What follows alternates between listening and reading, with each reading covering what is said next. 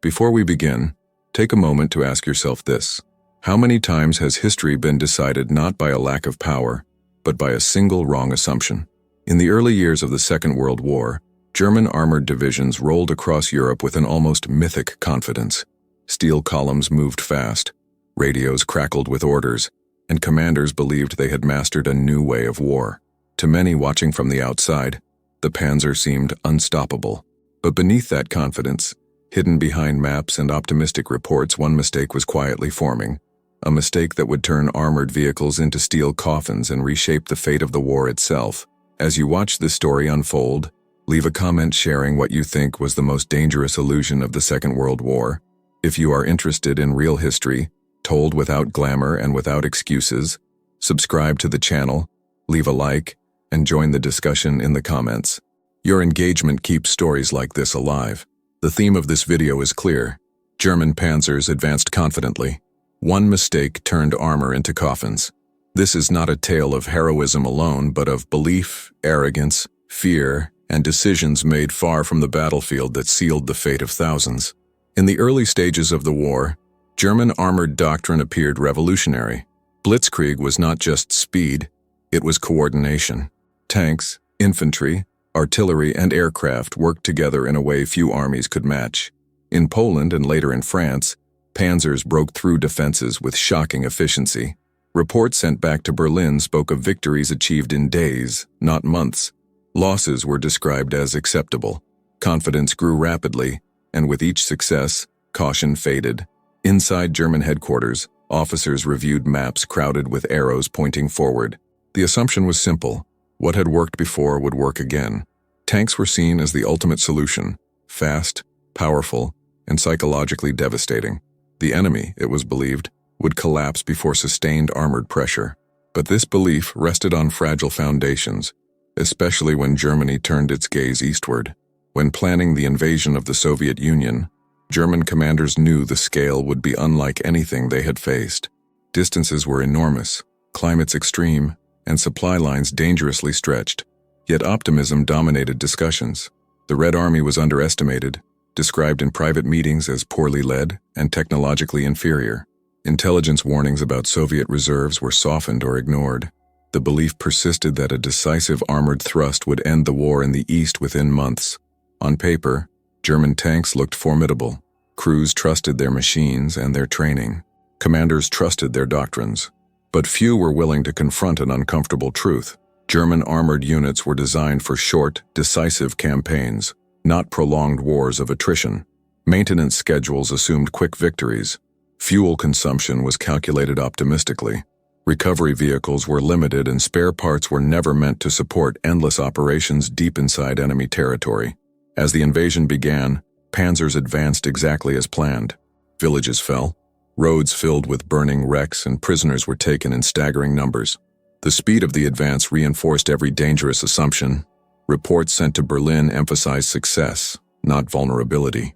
When tanks broke down from mechanical stress, they were often abandoned, dismissed as minor losses. When crews complained about fatigue and supply shortages, their concerns rarely reached the top. But slowly, reality began to press in. Soviet resistance stiffened. Defensive lines reformed instead of collapsing.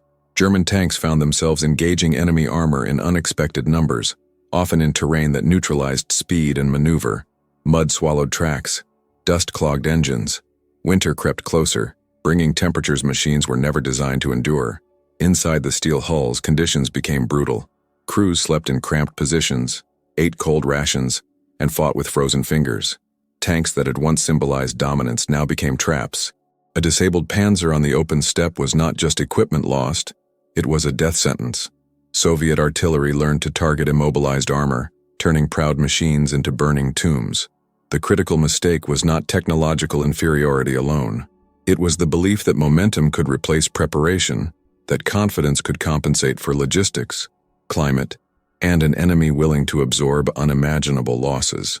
German command continued to push armored units forward, convinced that retreat or consolidation would signal weakness. Orders were given to hold positions at all costs, even when fuel was gone and ammunition nearly exhausted. Behind closed doors, some officers began to understand the truth. Private diaries and post-war testimonies reveal moments of doubt, fear, and quiet despair. Tank commanders wrote about sending crews into battles they knew were unwinnable. Decisions made at desks hundreds of kilometers away condemned men inside armored shells to die surrounded by fire and steel. As German panzers pressed onward, their confidence remained visible, but the foundations beneath it were already cracking. And with every kilometer gained, the price grew higher, setting the stage for consequences that would soon become impossible to ignore. The deeper the German armored forces pushed, the more unforgiving the environment became. Roads that appeared solid on maps dissolved into mud under the weight of constant movement. Supply trucks lagged behind, often breaking down before reaching the front.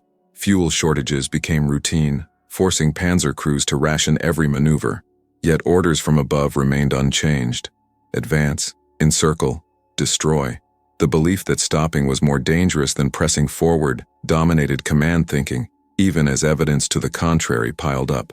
One of the most damaging assumptions was that Soviet resistance was nearing collapse. German intelligence continued to underestimate the Red Army's capacity to regenerate. Entire divisions that German commanders believed destroyed reappeared weeks later, reinforced with new equipment and men drawn from deep reserves.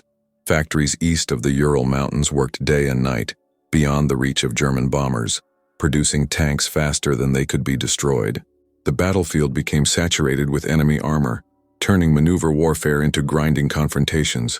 German tanks, optimized for speed and coordination, were now forced into frontal engagements they were never meant to fight repeatedly. Soviet designs emphasized simplicity and durability over refinement. Tanks could be repaired quickly, sometimes directly on the battlefield, while damaged German panzers often required complex maintenance far from the front. A broken gearbox or frozen engine could immobilize a vehicle permanently. Crews knew that once their tank stopped moving, survival depended on luck. As winter arrived, the situation worsened dramatically. Lubricants froze. Engines failed to start. Metal contracted under extreme cold, causing cracks and malfunctions. Crews resorted to lighting fires beneath engines just to keep them running, a practice that made them visible targets. Inside the tanks, temperatures dropped so low that exposed skin stuck to metal surfaces. Frostbite became as much an enemy as Soviet shells. Despite these conditions, retreat was frequently forbidden. Hitler's insistence on holding ground transformed tactical setbacks into disasters. Panzers were ordered to defend static positions, stripped of their greatest advantage, mobility. Tanks designed to strike and withdraw were now dug into defensive lines, exposed to relentless artillery fire. When fuel ran out, engines could not be started. When ammunition was exhausted, crews waited helplessly. Soviet forces learned quickly. They targeted supply routes, isolated armored units, and focused fire on immobilized vehicles. Infantry armed with anti-tank weapons closed in, exploiting blind spots and weak armor. Many panzer crews described the same terrifying sequence. A sudden impact, smoke filling the compartment, the smell of burning fuel, and the frantic attempt to escape before flames consumed everything. Those who survived often carried the memory for the rest of their lives. Morale began to erode. The image of the panzer as an instrument of invincibility collapsed under daily losses. Veterans noticed a shift in tone among officers. Briefings became shorter, optimism forced. Casualty figures were downplayed. Replacement crews arrived with minimal training, unfamiliar with both the machines and the realities of the front. Tanks became harder to replace than men, but neither were available in sufficient numbers. Behind the scenes, cracks widened within the German command structure. Some generals argued for strategic withdrawal and consolidation. Others demanded more resources that no longer existed. Hitler, increasingly isolated, rejected most advice that contradicted his instincts. He believed willpower could overcome material disadvantage. This belief filtered downward, shaping orders that ignored conditions on the ground. For the men inside the tanks, ideology offered no protection. They experienced the war in seconds and meters, not grand visions. Every advance risked ambush. Every halt risked encirclement. The realization slowly spread that the armored spearhead, once the pride of the German army, was being consumed by the very strategy that had brought early success. What had begun as a campaign of movement turned into a battle of endurance, and German panzers were losing that battle. Confidence remained part of official language, but among crews and junior officers, Another understanding took hold. The war had changed, and their armor was no longer a shield, but a cage. The consequences of that realization were about to become even more severe, as decisions made far from the front hardened into irreversible orders.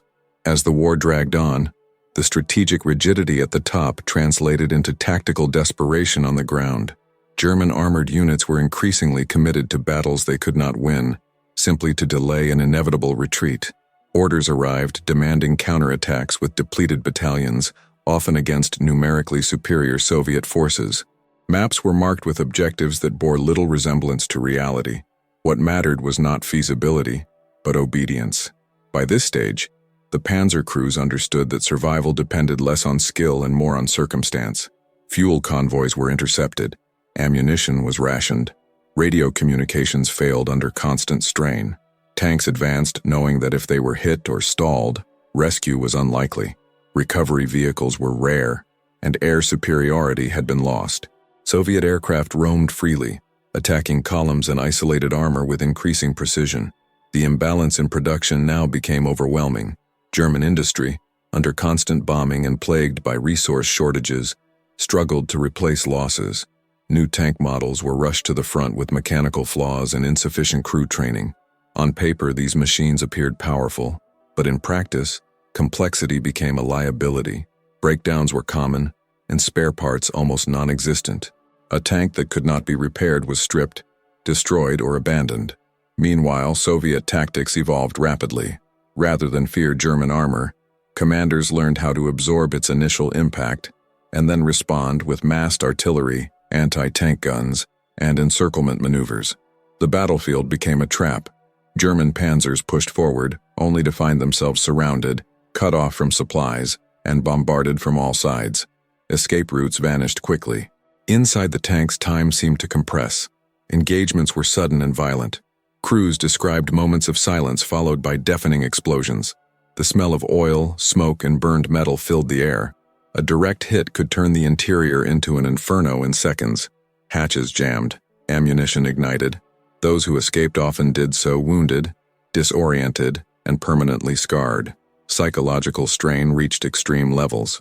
Tank commanders wrote about the constant awareness that their vehicle could become their grave. Sleep was fragmented, nerves frayed. The myth of armored superiority had dissolved, replaced by a grim routine of fear and resignation. Many crews no longer believed in victory. They fought to protect the men beside them and to survive one more day. Attempts to regain initiative through massive armored offensives only deepened the catastrophe. Large concentrations of tanks became ideal targets for Soviet artillery and air attacks. Losses mounted rapidly. Entire units ceased to exist in a matter of hours. Reports sent upward grew detached, reducing human lives to figures and symbols. The men who burned inside the tanks became statistics on a page. Still, the orders did not change. Hold ground. Counterattack. Do not retreat. These commands, repeated endlessly, transformed tactical defeats into strategic annihilation. The Panzer Force, once a flexible instrument of war, was now locked into a defensive struggle it was never designed to fight. As Soviet forces pushed westward, the German armored corps was hollowed out. Veterans were gone. Experience was lost. What remained were machines without fuel, crews without hope, and a command structure unable to adapt. The mistake made in the early years, the belief that speed and confidence could replace preparation and sustainability, had reached its final brutal expression. And as the front collapsed, the steel coffins rolled not forward, but backward, carrying with them the consequences of decisions made years earlier, decisions that would soon leave no room for illusion at all. By the final phase of the war, the transformation was complete. German panzers no longer symbolized momentum or innovation. They represented exhaustion. What remained of the armored forces was scattered, understrength, and constantly retreating. Fuel was so scarce that tanks were sometimes used as stationary bunkers, their engines silent, their mobility gone. Crews waited inside steel hulls, knowing that once discovered, survival would be unlikely. The battlefield itself had turned against them. Soviet advances were relentless, coordinated, and overwhelming. Artillery barrages preceded every major assault, shaking the ground and shattering defensive lines. When the tanks appeared, they came in numbers German commanders could no longer match. Attempts to organize coherent armored defenses failed repeatedly. undermined by lack of communication, exhausted personnel, and equipment that could no longer be maintained. Inside the Panzer units, the human cost became undeniable. Young, inexperienced crews replaced veterans who were dead, wounded, or captured. Training was rushed or non-existent. Many soldiers entered combat barely knowing how to operate their machines under ideal conditions, let alone under fire.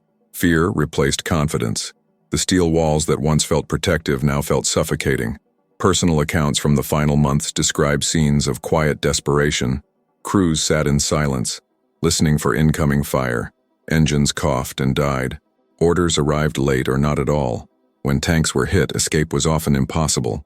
Ammunition detonated, flames spread instantly, and entire crews were lost without a chance to fight back. The phrase "steel coffins" ceased to be metaphorical. It became literal. The ultimate failure was not just military but strategic and moral. Leaders who had once promised swift victory continued to demand sacrifice long after defeat was inevitable. Armored units were thrown into hopeless engagements to delay the unavoidable, buying time measured in hours or days at the cost of thousands of lives. The machine was no longer serving the soldier. The soldier was being consumed by the machine. Looking back, the single mistake that sealed the fate of German armor becomes clear. It was the refusal to adapt. Confidence hardened into arrogance. Early success was mistaken for permanent superiority. Logistics, climate, production capacity, and human limits were all subordinated to belief. When reality asserted itself, it was already too late. The Panzer was never meant to fight a war without end. Across endless distances, against an enemy willing and able to replace losses indefinitely.